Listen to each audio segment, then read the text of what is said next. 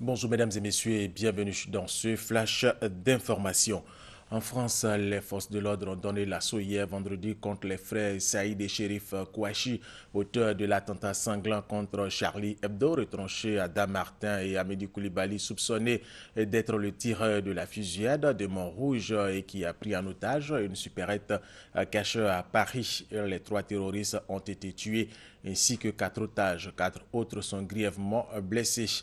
La compagne d'Amédi Koulibaly, Ayat Boumedine, 26 ans, est toujours activement recherchée. Et des membres du GIGN et du RAID ont été blessés dans ces assauts. Rappelons que Chérif Kouachi a affirmé avoir été envoyé par Al-Qaïda au Yémen et Amédi Koulibaly s'est revendiqué de l'organisation de l'État islamique actif en Irak et en Syrie. Il a également indiqué s'être synchronisé avec les Kouachi pour les différentes attaques. Revenons sur cette folle journée d'hier avec Alexis Ouedraogo. 10 heures ce vendredi, des coups de feu sont échangés entre les forces de l'ordre et 2 suspects qui pourraient être les frères Kouachi, soupçonnés de l'attentat contre Charlie Hebdo. Au même moment, une prise d'otage est en cours dans une entreprise d'Amartin en Gaule, au nord-est de Paris. La prise d'otage a lieu dans une entreprise de la commune, une imprimerie. Une personne est retenue en otage dans cette entreprise où sont retranchés les frères Kouachi. 11 heures, le président français François Hollande va se rendre au ministère de l'Intérieur pour faire le point sur les opérations en cours avec les forces de la police et de la gendarmerie impliquées. 12h30, une connexion entre les frères Kouachi et le suspect de Montrouge qui a tiré jeudi matin sur 2 policiers municipaux en tuant l'un d'entre eux est établie par les enquêteurs en charge de l'affaire. 13h40, la traque des auteurs présumés de l'attentat sanglant contre Charlie Hebdo prend un tour dramatique. Des négociateurs entrent en scène pour tenter d'établir le contact. 15h15, le CSA appelle les médias audiovisuels au plus grand discernement dans la couverture de la prise d'otage. Il ne faut pas donner aux suspects les informations qui pourraient compromettre les avancées sur le terrain. 16h55, l'assaut est donné. Les 2 suspects sortent en tirant à la Kalachnikov sur les forces de l'ordre, entraînant leur neutralisation.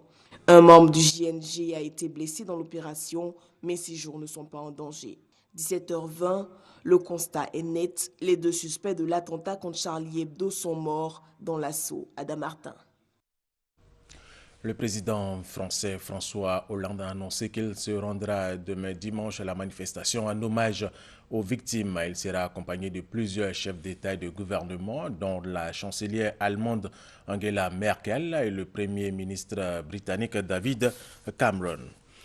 Ici, en Côte d'Ivoire, le directeur général de l'Institut national de l'hygiène publique était hier vendredi face à la presse. Le professeur Denyan Cho a fait le point sur l'évolution de l'épidémie de choléra qui sévit dans certains districts sanitaires de Côte d'Ivoire. Guillaume Zéré, Krascando.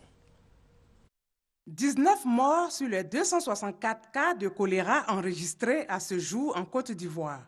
L'information a été donnée par le directeur général de l'Institut national de l'hygiène publique, INHP. Au cours d'un point de presse, le professeur Simplice Chaud-Deignan a fait le point de l'évolution de l'épidémie de choléra survenue depuis le mois d'octobre 2014. Une épidémie de choléra s'est déclarée à Abidjan, dans le district sanitaire de Koumassi.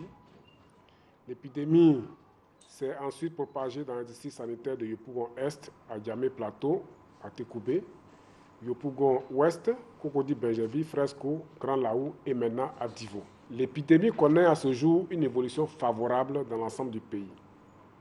En effet, sur les 8 districts sanitaires touchés, 3 continuent d'enregistrer encore quelques cas.